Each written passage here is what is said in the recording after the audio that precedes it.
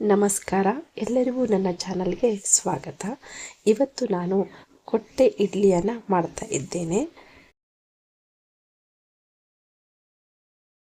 ಇದಕ್ಕೆ 2 ಗ್ಲಾಸು ಉದ್ದಿನ ಕಾಳನ್ನು ನೆನೆಸ್ಕೊಂಡಿದ್ದೀನಿ.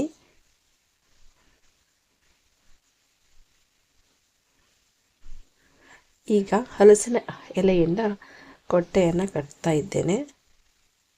ಇದು 4 ಎಲೆಯನ್ನು ಈ ಥರವಾಗಿ ಕಡ್ಡಿಯಿಂದ ಕಟ್ಕೊಂಡು ಬರಬೇಕು.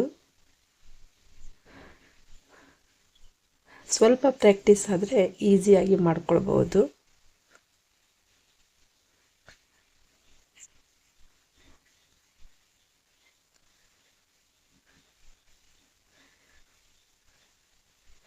ಈಗ ಮೇಲ್ಗಡೆ 3 ಎಲೆಯ ತೊಟ್ಟನ್ನು ಕಟ್ ಮಾಡ್ಕೊಳ್ಳೋದು, ಒಂದು ಮಾತ್ರ ಹಾಗೆ ಬಿಡಬೇಕು. ಯಾಕಂದರೆ ಹಿಡಿಯೋಕ್ಕೆ ಆಗತ್ತೆ, ಹಿಡಿಯೋಕ್ಕೆ ಎಲ್ಲ.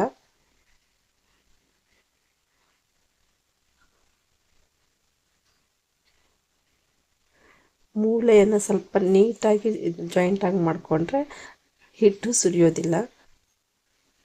ನೋಡಿ, ಈ ಥರ ರೆಡಿ ಆಯಿತು. ಸ್ವಲ್ಪ ದೊಡ್ಡ ಎಲೆಗಳಿದ್ದರೆ ಈ ಥರವಾಗಿ ಕೋನ್ ಮಾಡ್ಕೊಳ್ಬೋದು. ಮತ್ತು 3 ಎಲೆಯಿಂದನೂ ಮಾಡ್ಕೊಳ್ಬಹುದು. ಸ್ವಲ್ಪ 3 ಎಲೆಗಳು ದೊಡ್ಡದಿದ್ದರೆ ಈ ಥರವಾಗಿಯೂ ಮಾಡ್ಕೊಳ್ಬಹುದು.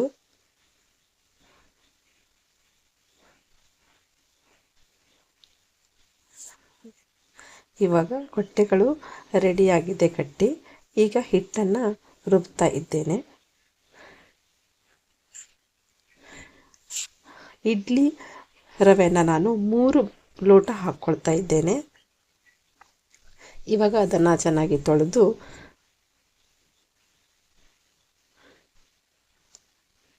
ರುಬ್ಬಿರುವ ಹಿಟ್ಟನ್ನು ಇದಕ್ಕೆ ಮಿಕ್ಸ್ ಮಾಡ್ತಾ ಇದ್ದೇನೆ.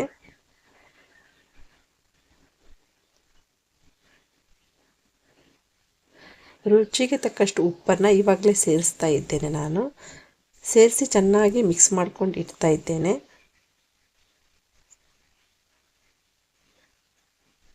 ಮರುದಿನ ಈ ಥರವಾಗಿ ಚೆನ್ನಾಗಿ ಫರ್ಮೆಂಟ್ ಆಗಿ ಉಬ್ಬಿ ಬಂದಿದೆ. ಈಗ ಕೊಟ್ಟೆಗೆ ಹಿಟ್ಟನ್ನು 3/4 ಭಾಗದಷ್ಟು ತುಂಬಿದರೆ ಸಾಕಾಗತ್ತೆ.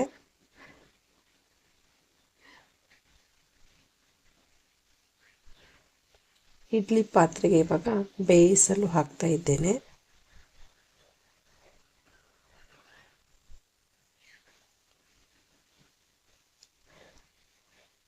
ಇದು ಒಂದು 15 ನಿಮಿಷದಲ್ಲಿ ಬೇಯುತ್ತೆ.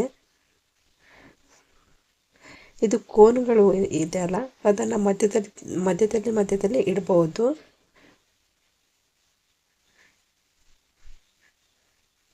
ಈಗ ಚಟ್ನಿಗೆ ಇಷ್ಟನ್ನು ಐಟಮನ್ನು ಸೇರಿಸಿದ್ದೇನೆ.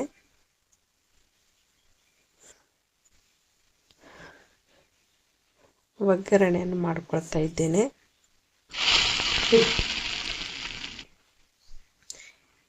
ಇಡ್ಲಿಗಳು ಇವಾಗ ಬೆಂದಿದೆ. ಬೆಂದಾವಾಗ ಅದು ಇಡ್ಲಿಯ ಬಾಯಿ ಈ ಥರ ಒಡೆಯುತ್ತೆ. ಅವಾಗ ಬೆಂದಿದೆ ಅಂತ ಗೊತ್ತಾಗತ್ತೆ. ಘಮ ಘಮ ಅಂತ ಹಲಸಿನ ಎಲೆಯ ಪರಿಮಳ ಬರ್ತಾ ಇದೆ. ನೋಡಿ ಎಷ್ಟು ಚೆನ್ನಾಗಿ ಕೊಟ್ಟೆ ಇಡ್ಲಿಗಳು ರೆಡಿಯಾಗಿದ್ದಾವೆ. ಈಗ ಬಿಸಿ ಬಿಸಿಯಾಗಿ ಸರ್ವ್ ಮಾಡೋಣ.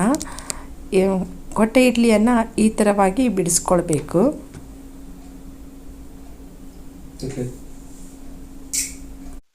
ಬಿಸಿ ಬಿಸಿ ಇರುವ ಸಲುವಾಗಿ ನಾನು ನಿಧಾನವಾಗಿ ಬಿಡಿಸ್ಕೊಳ್ತಾ ಇದ್ದೇನೆ.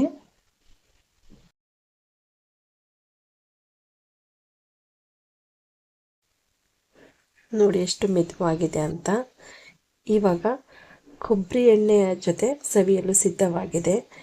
ಇಷ್ಟವಾದರೆ ಲೈಕ್ ಮಾಡಿ, ಶೇರ್ ಮಾಡಿ ಹಾಗೂ ಸಬ್ಸ್ಕ್ರೈಬ್ ಮಾಡಿ. ಇಷ್ಟೊತ್ತು ನನ್ನ ವಿಡಿಯೋ ನೋಡಿದ್ದಕ್ಕಾಗಿ ಧನ್ಯವಾದಗಳು.